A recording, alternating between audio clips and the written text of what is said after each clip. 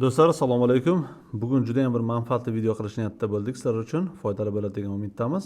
Shu vaqtgacha hamma o'zini brendlarini patentga topshirishdan oldin boshqa patent vakillariga, ya'ni pul to'lab yoki xizmat haqqi to'lab qanaqadir iltimoslar qilib, ya'ni tekshirtirardi. Men endi xuddi shu narsani audit qilishni sizlarga mutlaqo tekinga o'rgatib qo'ymoqchiman. Bu bilan sizlarga faqat kerak bo'ladigan narsa bitta kompyuter bo'ldi. Ya'ni keyin elektron raqamli imzo. ECP deyiladi, elektron sifrovoy podpis. Boshqa hech narsa kerak emas. Qani ketdik, boshladik unda. Bu uchun mana im.adliya.uz saytiga kirib olamiz. Biz buni silkada qoldiramiz bu saytning nomini. Elektron raqamlar orqali kirganingizda One ID o'sha sizlardan parolni so'raydi, kulishni so'raydi. Uni terganingizdan keyin sizlardan mana o'zi, ya'ni o'shanga kirasizlar. Kirgan elektron raqamli imzoni paroli ham sizlarga bo'lish kerak. Bizda endi parol doimiy terilgan bo'lgani uchun bizda to'g'ridan to'g'ri kirib ketdi. Sizlarda bu parol so'raydi. O'sha parolni terib, ya'ni o'sha platformaga kirib olasizlar. Kirganda xuddi mana shunaqa ekran ochiladi, ya'ni o'sha shaxsiy kabinetinglar. Sizlarga shaxsiy kabinet kerak emas. Sizlar ya'ni mana bu yerdagi sanoat mulk muhofazasi degan tugmachani bosasizlar. Bosgandan keyin bu yerda ma'lumotlar bazasi degan joy chiqadi. Ya'ni ma'lumotlar bazasi degan joyda nuqta bosib o'sha sahifaga o'tamiz. Ko'rib turganingizdek, bu yerda sizlarda ham balkim chiqish mumkin, balkim chiqmasligi mumkin hech narsa. Mana bu yerda ya'ni oxirgi marta ya'ni oxirgi topshirilgan tovar belgilari, san'atnomalari misol uchun hammasi mana shu yerda ko'rinib turibdi hozir.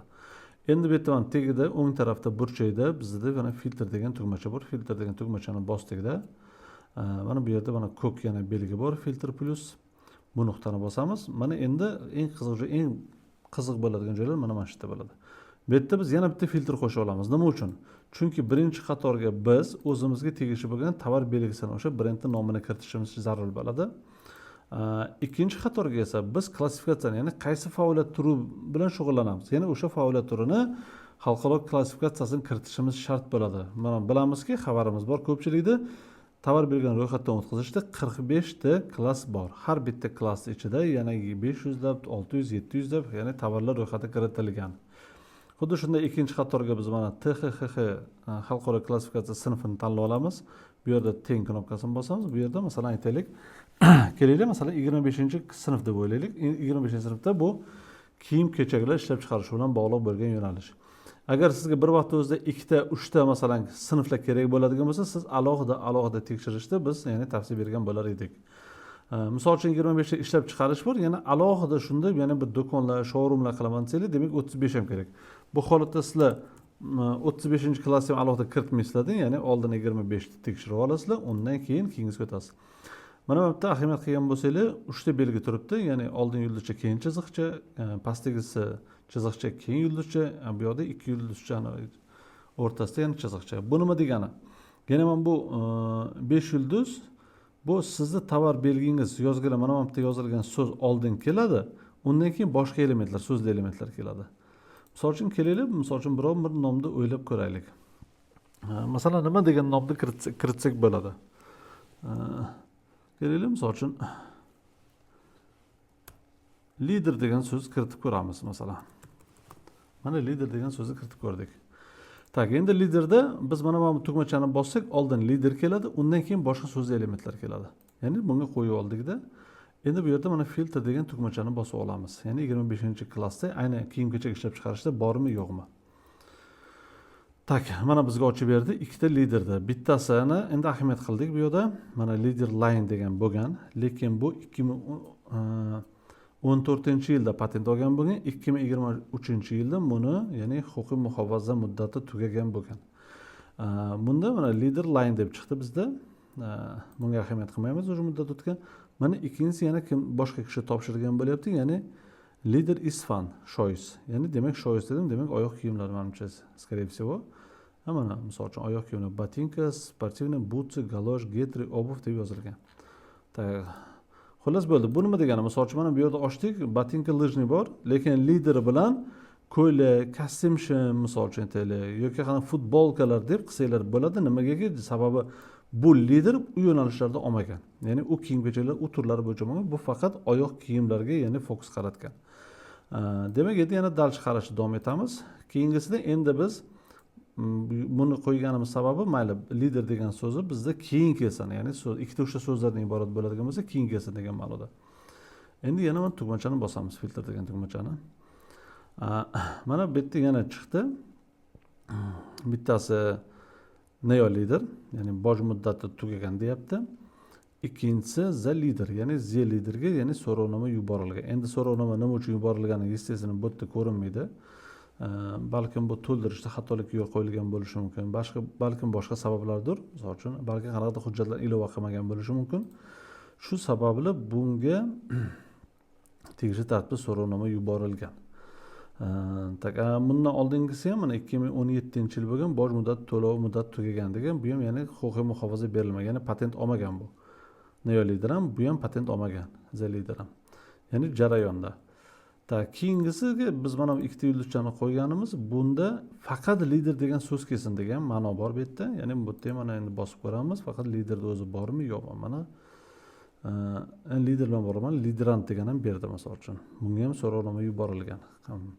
Bu mana bu yerda 11, 25, 29, 30, 37, 43 bo'yicha.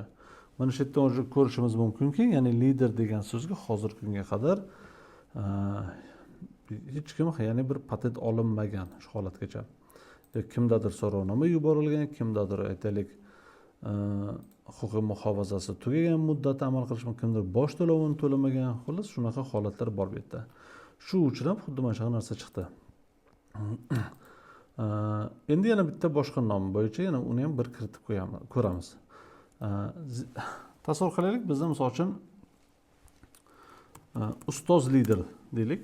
Ikkita so'zdan iborat edi bizda endi liderimiz. Ya'ni bitta lider degan so'z emas, ustoz lider edi. Bu holatda har bittasini alohida ham tekshirib olish kerak. Mana masalan uchun biz liderni tekshirdik. Endi misol uchun ustoz lider degan so'zni o'zini ham bitta tekshirib ko'ramiz. Qani o'zi bu elementlar chiqadimi, chiqmaydimi misol uchun. Ya'ni ustoz liderni o'zi yo'q. Ayni shuni o'zi. Keyin ustozni o'zini ham alohida tekshirib olish shart bo'ladi. Bu holatda ham bunda ham yo'q. 3-holatga kirdik. Demak, bunda ham yo'q. Endi liderni o'chirib tashlaymizda, faqat ustoz degan so'zni, ya'ni so'zni elementi o'zi qoldi. Mana bu holatda ham mana ustoz chiqmadi. Bunisida ham chiqmadi. Mana bunda ham yo'q, misol uchun. Bu yoqda ham yo'q.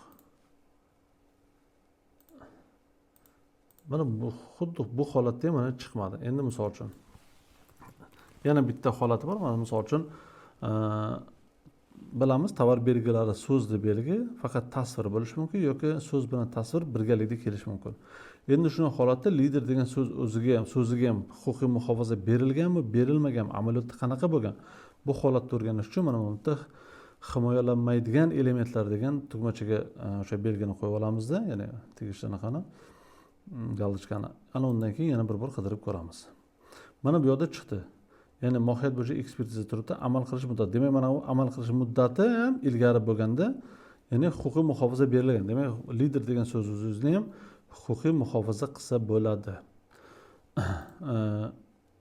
Tushuntira oldim degan 11 taman. Endi misol uchun xuddi shu. Masalan, sizlarda agar 3 ta so'zdan iborat bo'ladigan bo'lsa, unda har bitta so'zni alohida tekshirasizlarda, xuddi shunaqa o'tasizlar misol uchun. Masalan, liderman bo'ladigan bo'lsa ham, masalan, tasavvur qilaylik, sizlarga lider emasda, liderman edi. Bunday holatda ham oldin lidermanni o'zi bilan tekshirib ko'rasizlar. Ya'ni lidermanni o'zi bilan tekshirib ko'rdinglar, 3 ta holatda ham, ya'ni demak 3 ta holatda ham liderman chiqmadi. Endi bu holatda liderman ikkita so'zli elementlarni qo'shilmasi, ya'ni lider ham alohida bitta ma'no, men ham ya'ni erkak kishi, bu ham alohida bitta ma'no bo'lgani uchun ya'ni bitta so'zni mazmuni o'zgartirib yuborilmayapti-da. Ikkita so'zni birikma bo'lgani uchun lider so'zini alohida tekshirasizlar. Man so'zini alohida misol uchun tekshirasizlar. Mana misol uchun biz liderni tekshirdik bu ikki holatimizda. Endi xuddi shu holatda, ya'ni man so'zini tekshirib ko'ramiz misol uchun, ya'ni 25-sinfda. Mana 25-sinfda endi man so'zini qo'ygandan keyin bu holatda 25 ta chiqadimi yo chiqmaydi? Ya'ni shuni o'ziga ahamiyat qilishimiz kerak bo'ladi. Tag'in belgini olib tashlaymiz. Himoyalanmaydigan degan jumlani mana qo'shilib yozilgan. Ussalaman, Simon Group, Wonder Woman. Xullas, menda o'zi paka yo'q bizda. Demak, bunda hozircha yo'q.